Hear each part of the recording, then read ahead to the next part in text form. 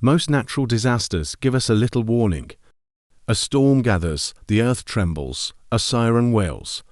But what if the deadliest disaster of all came silently, in the middle of the night, while an entire city was asleep? This is the story of Bhopal, and the night that changed everything.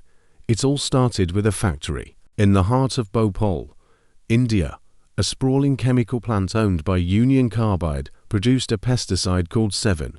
To make it, they used a highly toxic and volatile chemical, methyl isocyanate, or mic. Large quantities of this gas were stored in massive underground tanks. For a city bustling with life right outside its gates, this factory was a ticking time bomb. By 1984, the plant was in trouble. It was losing money, and as a result, safety measures were cut back.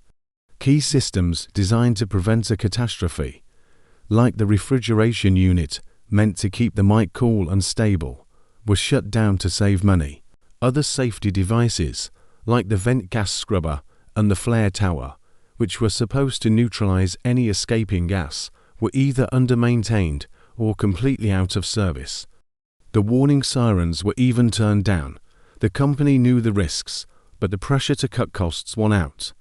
The stage was set for an unimaginable tragedy. On the night of December 2, 1984, the time bomb finally exploded. Water somehow entered one of the mic storage tanks, triggering a runaway chemical reaction. The pressure and temperature inside the tank skyrocketed. With all the safety systems failing one by one, there was nowhere for the pressure to go but out. Around midnight, a massive cloud of over 40 tons of deadly mic gas burst from the tank and began to drift silently over the sleeping city. It rolled through the streets and seeped into homes like a phantom fog. People woke up choking, their eyes and lungs burning. They couldn't breathe. Panic erupted as thousands fled into the night. But there was no escape. The gas was everywhere. Families were separated in the chaos. People collapsed in the streets, unable to outrun the invisible poison. Hospitals were instantly overwhelmed with patients they had no idea how to treat. It was a scene of pure horror, a chemical apocalypse that had descended without a sound. When the sun rose on December 3rd, it illuminated a city of the dead. Thousands had died in their sleep or in the frantic escape. The Bhopal disaster is considered the world's worst industrial accident. It led to massive public outcry and forced governments worldwide to create stricter regulations for handling hazardous materials.